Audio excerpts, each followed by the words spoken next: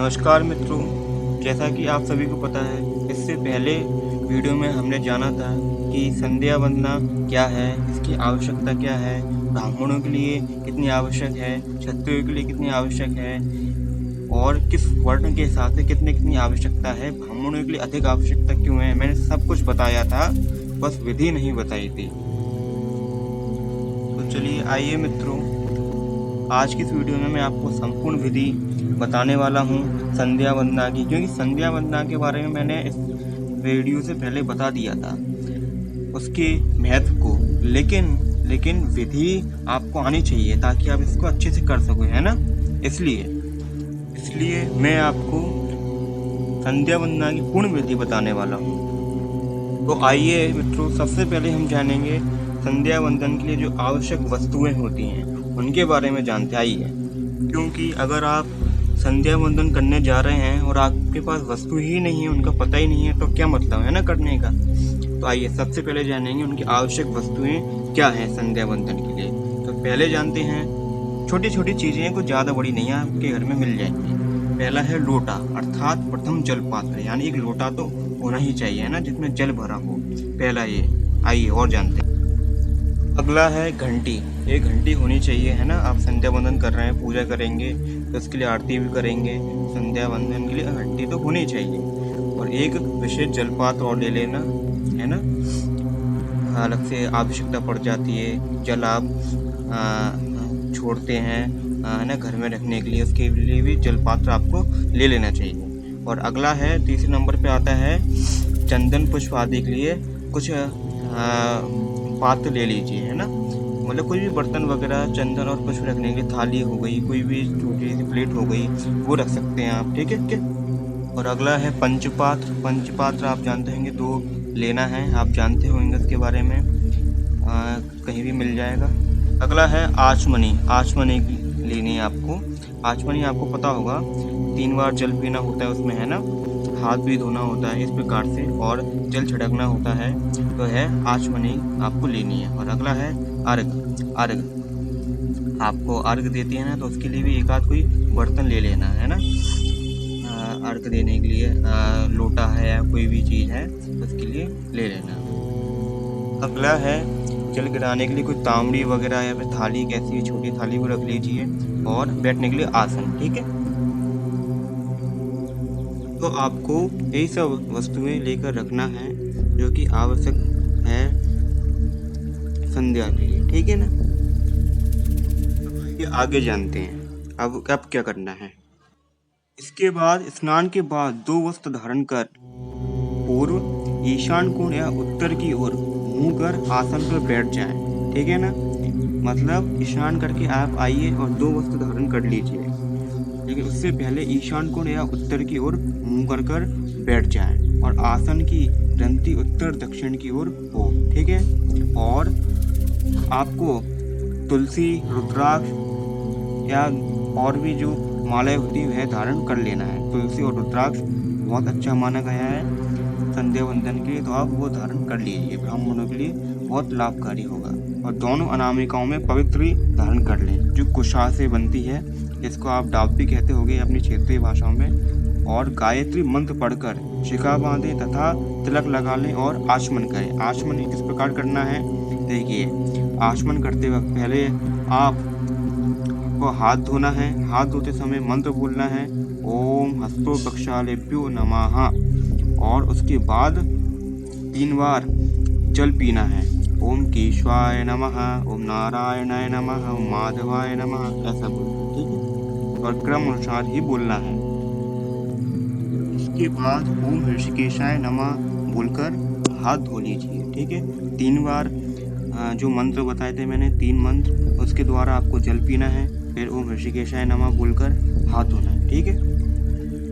इसके बाद मार्जन विनियोग मंत्र, ठीक है, मार्जन करना है विनियोग के, वो मंत्र मैं बता रहा हूँ। ओम अपवित्राः पवित्रोः वेतस्यः वामदेवर्षि विष्णोरः देवताः गायत्रः च छन्दः हृदेः पवित्रः कर्णेः विनियोगः।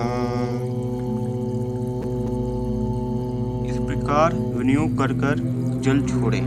ठीक है, उसके बाद जल छोड़ना है, अर्घ नहीं देना है। ठीक है, जल छोड़ना है, जल छोड़ें क्योंकि आप आचमनी क्रिया कर रहे हो। उसके बाद मार्जन विनियोग किया है आपने, उसके बाद आपको जल छोड़ देना है। फिर उसके बाद आपको अपने शरीर पर जल छिड़कना है ना, शरीर पर। और मंत्र ये है, ओम अपवित्राः पवित्रो वा सर्वावस्थां गतो अपि वा य स्मरेदः पुण्डरीकाक्षं भामः भवन्तरः शुचि। इसके बाद आगे की क्रिया जानिए, आगे क्या करना है। मैंने ये मंत्र बता दिया, इसके बाद क्या करना है उसे जानिए। इसके बाद आप जिस आसन पर बैठे हो उस आसन पर जल छोड़ना है और मंत्र बोलना है, ओम पृथ्वी त्वया धृता लोका देवी त्वं विष्णुना धृताः त्वं चाधारय माम देवी पवित्रं कुरु चासनम्। इसके बाद आप जो क्रिया कर रहे हैं यानी संध्या वंदन कर रहे हैं तो उसका संकल्प लेना होगा। तो ये आपकी स्क्रीन पर जो संकल्प पाठ दिख रहा है उसको कीजिए। ठीक है, जहाँ जहाँ आप क्षेत्र है आप अपने क्षेत्र का उच्चारण कीजिए। यहाँ जो आपका नगर है वो आप अपने नगर का उच्चारण कीजिए। जो आपका ग्राम है, जो आपका गांव है, उसको आप उच्चारण कीजिए, है ना। और जो संवत चल रहा है उसी के अनुसार आपको उच्चारण वही बोलना है। और जो ऋतु चल रही होगी जिस दिन आप संध्या वंदन कर रहे होंगे तो आप वह बोलिए। इस प्रकार बोलते हुए आगे की क्रिया आरंभ करना है आप। ठीक है, इसके बाद आपको 3 बार अथवा पहले एक बार से ही प्रारंभ करें। धीरे धीरे 3 बार का अभ्यास बढ़ाएं। किसका? मुझे नीचे मंत्र दिखाई दे रहे हैं उनका पाठ करने के लिए 3 बार का अभ्यास करना है। और आप अपनी क्षमता अनुसार इसको बढ़ा सकते हैं। पहली बार से ही प्रारंभ करें, फिर 3 बार तक अभ्यास बढ़ावे। जो आपको नीचे मंत्र दिखाई दे रहे हैं उनको क्रम अनुसार ऐसे ही उच्चारण करना है। ठीक है मित्रों, आपको नीचे दिखाई दे रहा होगा कुछ इस प्रकार से, ओम भू ओम भुवाः ओम स्वा ओम महा ओम जनाः ओम तपाः ओम सत्यम। तो इस प्रकार से बोलना है पहले आपको। गायत्री मंत्र जो लिखा है तब जाकर आप उच्चारण करेंगे। ठीक है, और इसके बाद आपको प्राणायाम शुरू करना है। प्राणायाम के 3 भेद होते हैं, याद रखना, पूरक, कुंभक और रेचक। अंगूठे से नाक के दाहिने छिद्र को दबाकर बाएं छिद्र से सांस को धीरे धीरे खींचने को पूरक प्राणायाम कहते हैं। ठीक है, जब सांस खींचना रुक जाए तब अनामिका और कनिष्ठिका अंगुली से नाक के बाएं छिद्र को भी दबा दे, मंत्र जपता रहे। यह कुंभक प्राणायाम हुआ, यानी सांस भरने को कुंभक प्राणायाम कहते हैं। ठीक है, और सांस छोड़ने को रेचक प्राणायाम कहते हैं, यानी अंगूठे को हटाकर दाहिने छिद्र से सांस को धीरे धीरे छोड़ने को रेचक प्राणायाम कहते हैं। ठीक है, और मंत्र जपता रहे।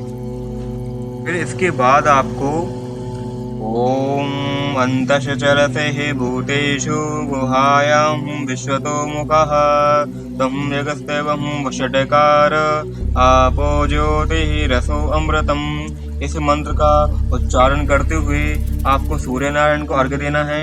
और अर्घ्य देते समय याद रखिए जल में चंदन और पुष्प मिला लीजिए। उसके बाद अर्घ्य देते समय ध्यान रखना है कि छींटे आपके पैरों पर ना आ जाएं। इसके लिए आप ताम्र पात्र भी रख सकते हैं, जो मैंने आपको वीडियो के शुरुआत में बताया था कि जो भी आवश्यक वस्तुएं हैं वो आप पूरी रख लीजिए। ठीक है, इस प्रकार है संध्या वंदना का कार्य पूरा हो जाता है। मैंने इस वीडियो में आपको संपूर्ण विधि बताई है। और इसके अलावा भी अगर आपको मन में कोई भी समस्या है तो आप पूछ सकते हैं और अगली वीडियो किस पर चाहिए आप बता सकते हैं।